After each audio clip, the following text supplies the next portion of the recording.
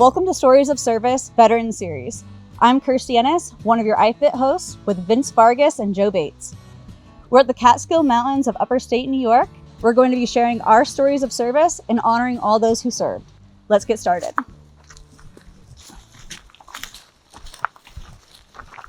All right, so we all know there's a little bit of a healthy competition between all of the services. So Vince, I think you know that I served in the Marine Corps. What branch did you serve in? In the Army. Is that okay? I think, well, maybe. I forgive you for that. What did you do? Well, I joined as an infantryman, and I was in the 2nd of the 75th Ranger Regiment. Sure.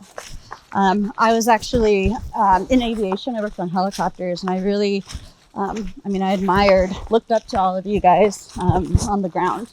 And, you guys were my heroes, and I was absolutely honored to support all of you guys. So thank you for Absolutely. that. I like to give you a little bit of grief, but thank you for all that you did. Bit of healthy grief. How long did you serve?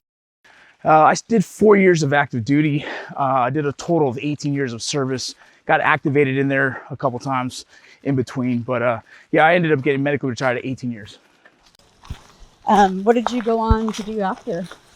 I did some law enforcement work, and then currently what I do now, I'm in the entertainment industry. So I essentially jumped into the entertainment industry by producing a movie first, and then it kind of escalated, became a character on a major television show, and then a writer of that same show. How did the first movie happen? How did that? A bunch of us decided we wanted to produce a movie, and we hired a screenwriter, and then we did crowdfunding. And at the time, crowdfunding, did really well. Yeah. And so we were able to raise the money and produce a movie. So cool. Well, beyond entertainment, I know you do a lot more in like giving back to the veteran space and mentoring. Like, what else do you do in there? Yeah, so I have a company called Light the Fuse, and what we do is we created a men's community, and so every Wednesday night we do calls. It's almost like a therapeutic space and of healing and wellness. We challenge them to kind of look into their lives and see where they can improve it. Outside of that, we host retreats that focus on wellness and do different types of modalities, essentially giving these men tools that they can use in their lives when crisis happens, stress, financially, relationships, so on and so forth. So cool. So do you think that service is still a huge part of your life? Yeah, I think the big part was continuing to serve others. It gave me a purpose. It gave me something that I could be proud of and hopefully give back. Awesome. Enough about me. How about you? So, tell me more about your organization that you have. So it's a real original name. It's the Kirstie Ennis Foundation. But again, just like you, it was my way of being able to just give back and pay it forward. After my time in the military, a lot of people came out of the woodworks to help me. So I figured it'd be very selfish of me not to turn around and create those opportunities and experiences for other people. So we designed recreational therapy clinics for other people to heal in the outdoors. But then we also collect and recycle medical device technology and give those to people all around the world. So get them upright, get them moving, and hopefully give them independence for healthy, happy lives. Love that. It's incredible. So you served in the Marines. Is there anyone else in your family who served? Yeah, so I was actually inspired by my parents. So my mom and my dad both served in the Marine Corps. My dad was artillery and my mom was supply. Nice. So in the Marines, there's a lot of men. It's kind of a masculinity space. How was it for you as a female to be able to try and become successful in that world? It was definitely a character building experience, but it was probably one of my biggest blessings. It taught me a lot about myself, and it taught me what I was truly capable of. It taught me to keep my head down and to really work for everything that was put in front of me. And it taught me that there was always going to be a seat for me at the table. So I love that. I didn't get to ask about your family. Uh-oh. You mentioned you served for, altogether 18 years. Did you have your kids while you were in? Well, actually, the motivation for me to join the military was because of my oldest daughter. I didn't really have money to buy diapers or formula, and I had her at a time when I wasn't with her mother at the time and playing baseball in another state. And so I felt very pressured to be a good dad, and I knew that the lifestyle I was living really wasn't conducive to making money. So me joining the military was really to try and fix that answer, hopefully make her proud, do something more with my life.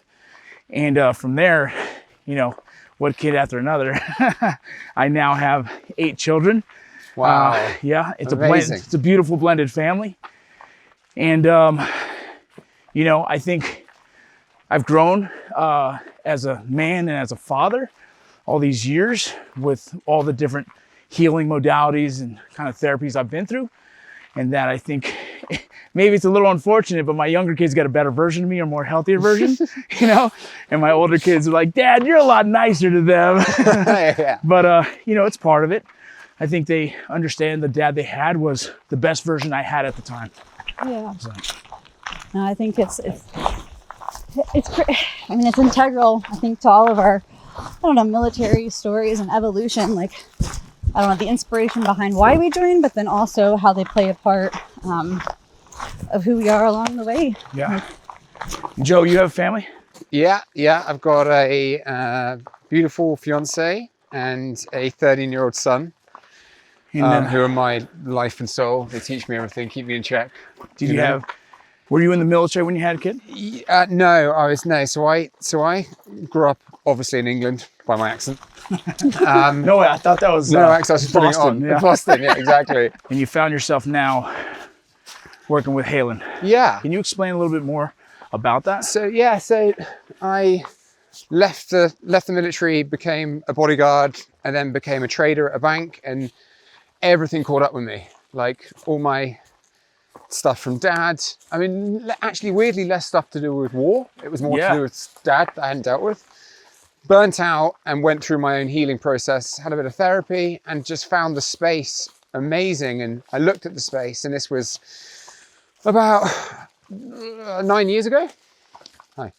And everything felt a bit clinical. Everything felt a bit like, nothing felt aspirational. It all felt either medical or it felt quite feminine, some of this stuff, and lots of guys couldn't associate with it. So I wanted to create a platform, a brand, which is Halen, which is Old English for hero, someone that gets up and fights. Beautiful.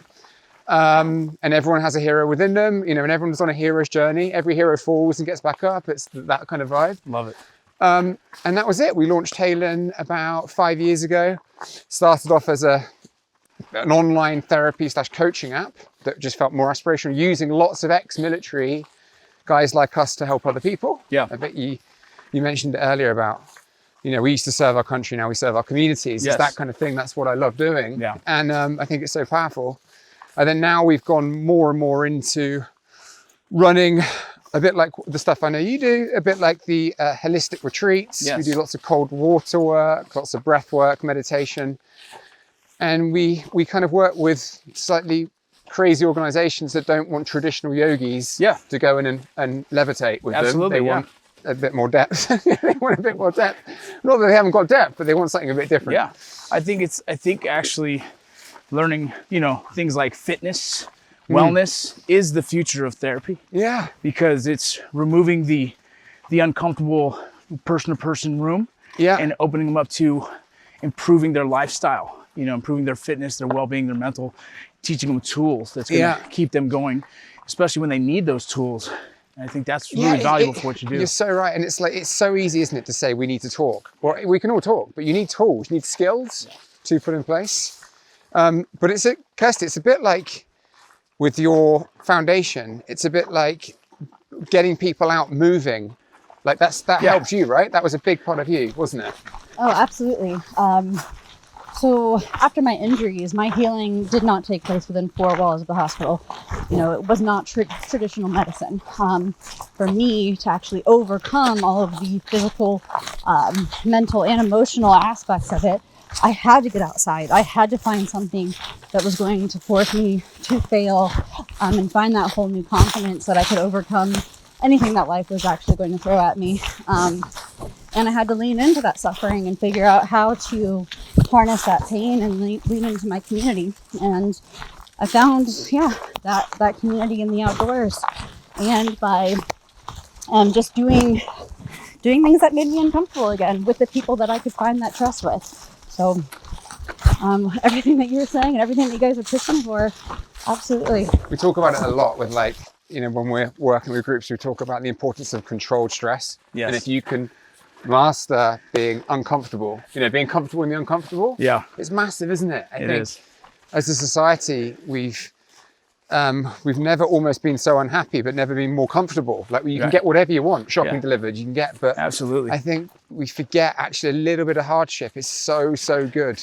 Well, let me ask something. I know you both are into mountaineering, right? Something I know nothing about. When you're a big boy, you don't like to climb. You can tell by the way he says it. You can tell by the way he says it. Yeah. When you're a big boy, you don't want to climb things, okay? So tell me more about that. Go on, you go. Please.